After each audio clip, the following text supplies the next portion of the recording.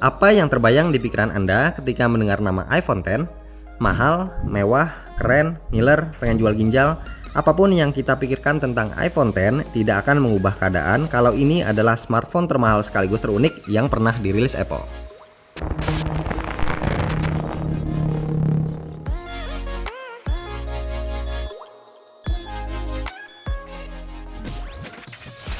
iPhone X adalah smartphone yang sangat kantongable dan super fit di genggaman. Ketika sebelumnya saya pakai iPhone 7 Plus, lalu Galaxy Note 8, dan sekarang iPhone X, kantong celana terasa jauh lebih lega. Apple sukses meracik layar 5,8 inci 19,5:9 dalam bodi smartphone berukuran 5,2 inci. Kalau kita bandingkan dengan Xiaomi Mi 6, dimensinya mirip-mirip. Saya pun yakin lebih banyak yang suka desain iPhone X dibanding yang tidak suka. Bagian depannya udah full layar semua, nggak ada lagi tombol home fisik dan sensor fingerprint. Yang ada hanya sederet sensor Face ID untuk unlock pakai wajah. Tapi sayangnya sensor-sensor tersebut ditempatkan di bagian atas layar yang akhirnya jadi bikin risih. Tapi percaya nggak percaya, rasa risih yang saya rasain cuma bertahan 2 hari. Setelahnya udah terbiasa dan enak-enak aja mau dipakai buat browsing, main game, atau nonton video. Malah bukan nggak mungkin model poni iPhone X nantinya juga bakal diikutin smartphone Android. Hal lain yang juga bisa bikin risih sebagian orang adalah desain kamera utamanya yang lagi-lagi menonjol pakai banget dan ditempatkan vertikal di ujung kiri atas. Dari segi estetika terasa kurang cantik. iPhone X sendiri ternyata punya bodi yang agak bulky, khususnya pada rangkanya. Bagian ini terbuat dari stainless steel, jadi lebih solid dan kokoh. Dan tentunya juga bikin berat, di mana bobotnya mencapai 174 gram. Sementara untuk tombol-tombol fisik dan port letaknya masih sama. Tombol power di kanan, sekarang ukurannya lebih panjang. Tombol volume dan switch mute ada di kiri. Jack audio nihil, port lightning ada di bawah. Dan satu yang pasti, iPhone X masih setia dengan sertifikat IP67 buat jaga-jaga dari bencana air. Versi retail iPhone X sudah langsung pakai iOS 11. Walaupun versinya sama seperti iPhone generasi sebelumnya, tapi cara pakainya beda jauh. Satu hal yang jadi penyebabnya adalah ketiadaan tombol home. Jadi fungsi-fungsi yang tadinya bisa diakses dengan tombol home sekarang diganti gesture yang kurang lebih mirip BlackBerry 10. Buat balik ke home, tinggal swipe bagian terbawah layar ke atas. Buka recent apps seperti ini. Pindah apps seperti ini. Akses control center cukup seret area pojok kanan atas layarnya. Kalau mau lihat notifikasi, seret bagian tengah atau kiri layarnya seperti ini. Jika ada yang bilang sistem gesture ini nggak nyaman, sebenarnya nggak juga. Karena pada kenyataannya saya malah ngerasa lebih enjoy dan anti mainstream. Jadi udah lupa sama yang namanya tombol. Prosesnya pun terasa cepat, smooth, dan akurat. Cuma memang agak repot kalau pakai satu tangan, karena area gesturnya ada di ujung-ujung layarnya. Selanjutnya yang juga banyak dipertanyakan orang-orang adalah soal Face ID. Apakah benar-benar bisa menggantikan Touch ID? Secara subjektif, saya bilang bisa. Setelah pakai hampir 2 minggu, saya ngerasa nyaman-nyaman aja pakai Face ID karena nggak butuh effort lebih. Tinggal lihat layar, kunci smartphone langsung kebuka. Terus kita bisa langsung lihat isi notifikasi. Kalau mau benar-benar buka lock screen, harus swipe layar lebih dulu. Saya pribadi nggak ada keluhan dengan akurasi dan kecepatannya. Terasa sangat fleksibel, bisa deteksi wajah dari dekat ataupun agak jauh. Bahkan Face ID ini masih berfungsi saat benar-benar gelap. Jadi fix Face ID yang ditawarkan Apple adalah pemindai wajah yang terbaik untuk saat ini. Asiknya lagi, sensor dan kamera Face ID ini juga bisa deteksi pergerakan wajah kita dengan cukup detail. Bisa kita pakai buat seru-seruan lewat Animoji dengan merekam gerakan wajah atau kepala plus suaranya. Hasilnya pun sangat oke dan lucu. Halo guys, sekarang saya lagi coba fitur Animoji di iPhone X. Selebihnya, apa yang ditawarkan iOS pada iPhone X sama seperti pada seri iPhone lainnya. Spek teknis iPhone X serupa seperti iPhone 8 Plus yang sebelumnya udah pernah saya review. Jadi praktis udah bisa kebayang performanya secepat apa. Dan ini dia skor benchmarknya.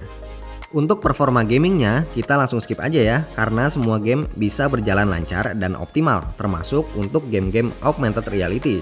Semua berjalan super smooth. Jadi next yang akan kita bahas adalah experience-nya. Sensasi ngegame ataupun nonton di iPhone X terus terang emang juara.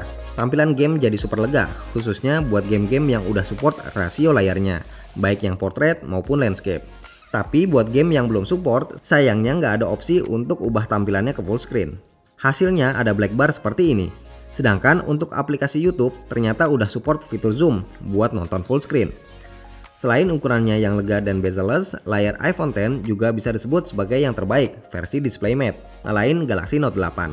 Ya, layarnya punya resolusi 2436 x 1125 pixel, brightness tertinggi 634 nits, dukungan HDR10, True Tone, dan juga 3D Touch. Satu hal lagi yang saya suka banget dari smartphone sekecil ini, yaitu adanya dual speaker stereo. Dengan kata lain, bermultimedia di iPhone X bakal terasa sangat menyenangkan.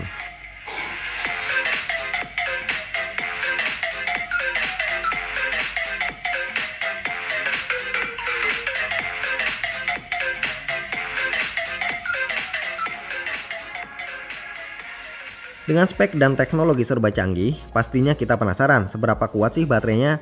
Kalau diukur-ukur, ketahanan baterai iPhone X yang kapasitasnya 2700 mAh ini hampir sama kayak iPhone 7 Plus atau 8 Plus, alias lebih baik dari iPhone 7 atau iPhone 8 biasa.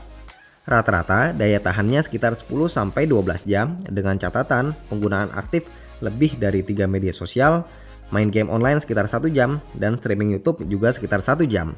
Lalu buat ngisi dayanya dari kosong sampai full butuh waktu 2 jam 15 menit pakai charger bawaan yang belum support fast charging. Posisi dual kamera iPhone X vertikal, beda dari iPhone 7 Plus atau 8 Plus yang sejajar horizontal. Pada prakteknya, kualitas kamera keduanya nggak terlalu beda jauh.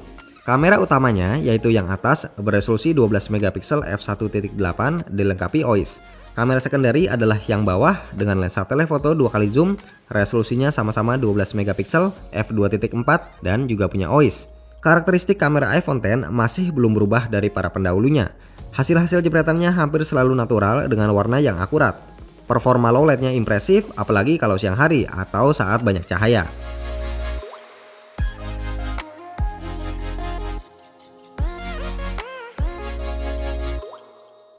Satu hal lain yang menarik adalah hadirnya fitur portrait lighting, yakni efek bokeh dengan cahaya yang bervariasi ala studio foto. Kita bisa menerapkan efek lighting ini sebelum ataupun sesudah memotret. Saat digunakan, hasilnya 50-50. Ada yang berhasil, tapi nggak sedikit yang gagal. Butuh sedikit trik.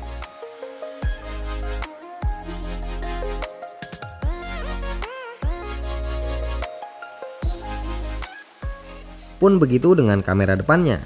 Sebenarnya kamera depan ini cuma ada satu, resolusinya 7 megapiksel. Tapi karena ada sensor True Depth, jadi kita juga bisa pakai efek portrait lighting di kamera depan. Walaupun masih beta, tapi hasilnya cukup menyenangkan. Kalau bicara soal video, iPhone X adalah salah satu rajanya. OIS-nya optimal, change focus responsif, panningnya super smooth.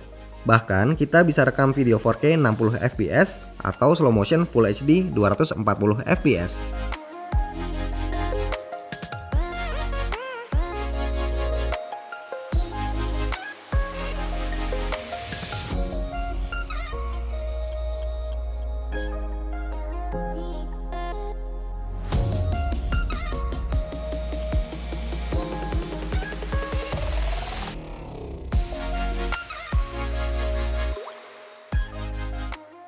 iPhone X adalah iPhone terkece sekaligus termahal yang pernah dirilis Apple, yang tentunya sangat ampuh berfungsi sebagai pendongkrak gengsi.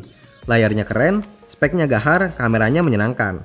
Nah, buat Anda yang sudah keracunan dan kebelet pengen beli, ada baiknya tarik nafas dalam-dalam sebelum tahu harganya. Berapa? Anda bisa lihat sendiri di deskripsi.